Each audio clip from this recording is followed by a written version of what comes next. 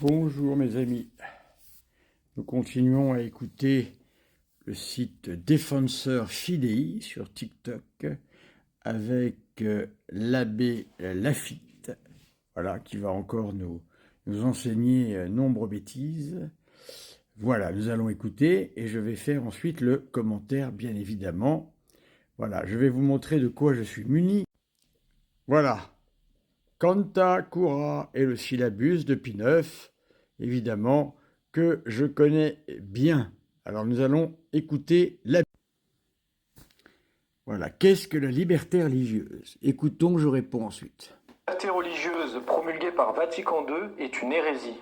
Oui, catégoriquement oui. Il est faux de dire que la liberté religieuse est une bonne chose. Le problème, c'est que la plupart des gens ne connaissent pas l'enseignement de l'Église sur le sujet. L'enseignement sur ce sujet est très clair, c'est Pie IX, 1864, Quanta Cura, le syllabus, une des encycliques, une des plus importantes de tout l'enseignement magistériel de l'Église. Le pape Pie IX dit expressément la liberté de conscience, ou liberté religieuse, pareil, la liberté religieuse est une liberté de perdition et une insanité. Je pense que c'est clair. Quand on parle d'une liberté de perdition et une insanité, ça veut dire que c'est quelque chose qui nous amène à la perdition intérieure, c'est-à-dire à l'enfer. Donc c'est une hérésie, c'est absolument évident. Liberté religieuse, ça veut dire écuménisme. Ça veut dire que toutes les religions se valent. Donc tous les dieux qui prétendent avoir fondé une religion sont égaux. Et donc il y a plusieurs dieux. Et donc à ce moment-là, c'est la destruction du grand dogme de la foi catholique. Hors de l'Église catholique, il n'y a pas de salut. Donc on ne peut pas être catholique et croire à la liberté de conscience ou la liberté religieuse. C'est impossible. Ce sont deux choses contradictoires. Merci, monsieur Lévy.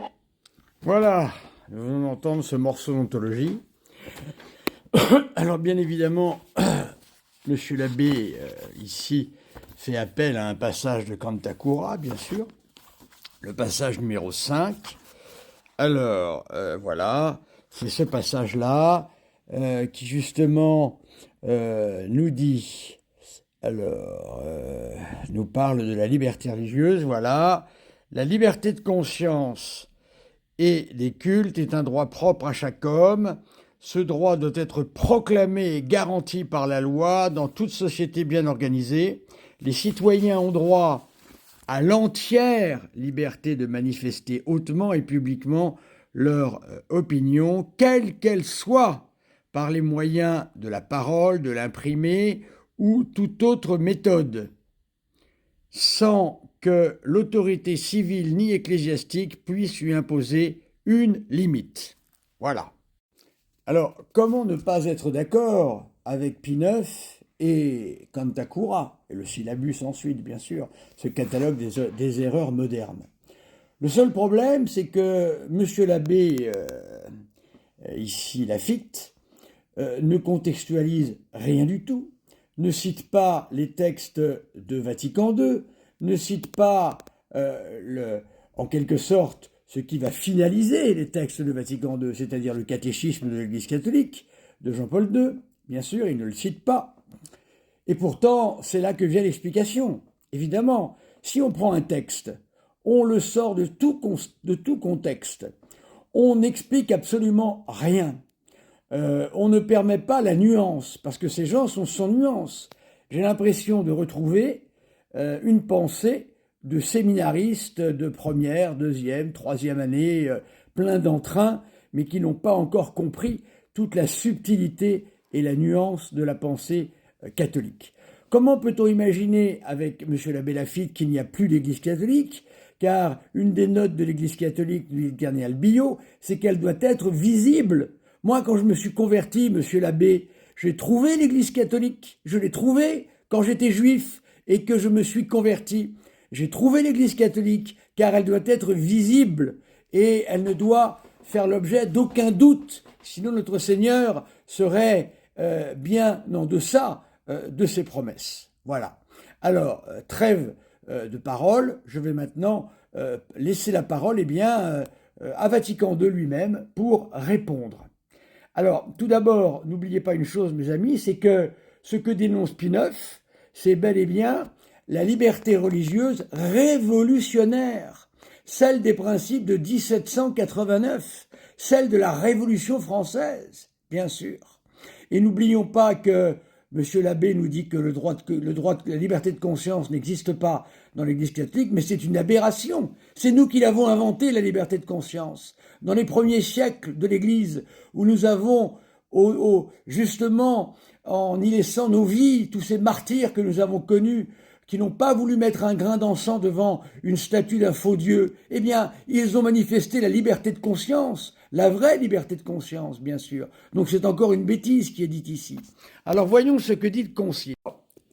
Alors il nous faut, pour être exact, prendre le catéchisme de l'Église catholique, le dernier en date, voilà, et nous allons voir si la liberté religieuse de Vatican II correspond à ce que nous dit Monsieur l'abbé, c'est-à-dire toutes les religions se valent, tous les dieux sont égaux, il n'y a aucune limite. Ça, c'est la liberté religieuse façon 1789.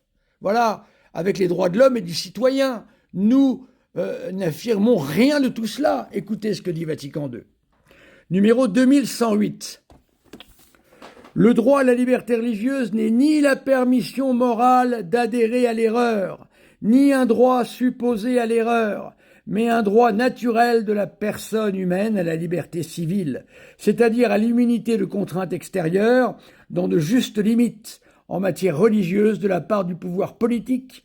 Ce droit naturel doit être reconnu dans l'ordre juridique de la société de telle manière qu'il constitue un droit civil. Donc nous voyons ici que, évidemment, la liberté religieuse n'est ni absolue, ni totale, non, elle est limitée, elle est contrainte, bien évidemment, par la vérité, la loi naturelle, et également, bien évidemment, l'enseignement de l'Église. L'Église catholique, ici, pense à tout ce que nous avons souffert depuis la Révolution française.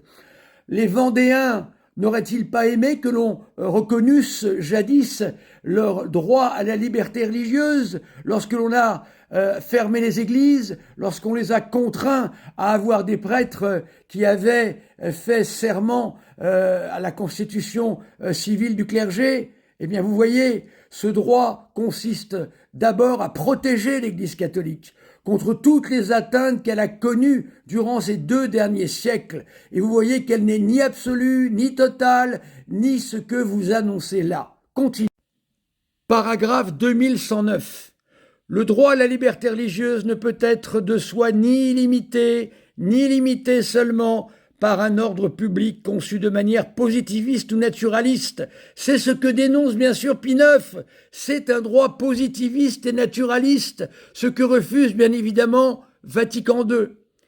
Les justes limites qui lui sont inhérentes doivent être déterminées pour chaque situation sociale par la prudence politique selon les exigences du bien commun et ratifiées par l'autorité civile selon des règles juridiques conformes à l'ordre moral objectif. Quelles sont les citations qui sont faites ici? Alors nous avons, Léon XIII, Libertas Praestantatissimum. Nous avons Pie XII, discours du 6 décembre 1953. Nous avons Pie VI, bref, Quod aliquantum. Et nous avons Pie IX, l'encyclique Canta Cura. C'est quand même extraordinaire, mes amis. C'est quand même extraordinaire, mes amis, que de voir que le Concile Vatican II, dans son catéchisme, cite Canta Cura, explique et dénonce, bien sûr, dans un genre littéraire autre que celui de Pie IX. On ne parle pas à la fin du XIXe siècle comme on parle aujourd'hui en 2025. Quand Pie IX a écrit toutes ces lignes, qui sont tout à fait acceptables, il n'y a aucun problème là-dessus, on ne remet pas en cause tout ça. L'Église n'était pas dans la situation actuelle. L'Église n'avait pas encore connu la séparation de l'Église et de l'État, bien évidemment, et les grandes persécutions qui allaient en venir. Voilà, la situation de l'Église aujourd'hui est une situation d'isolement presque total. Alors comment peut-on parler de cela, monsieur l'abbé, sans au moins avoir l'honnêteté de faire référence au texte de l'Église catholique? Voilà, donc, mes amis, je vous laisse juge et je vous dis simplement une chose ici. Je ne vous demande pas de me croire sur parole, je vous demande de croire les textes que je viens de fournir. Alors, arrêtez les insultes. À chaque fois que je suis insulté, c'est une palme de plus sur ma croix de guerre et j'en suis très honoré. J'aimerais avoir une croix de guerre longue comme celle de Guynemer, avec des citations et des palmes. Voilà. Quant à mon statut, je suis juif marane, franc-maçon, tout ce que vous voulez.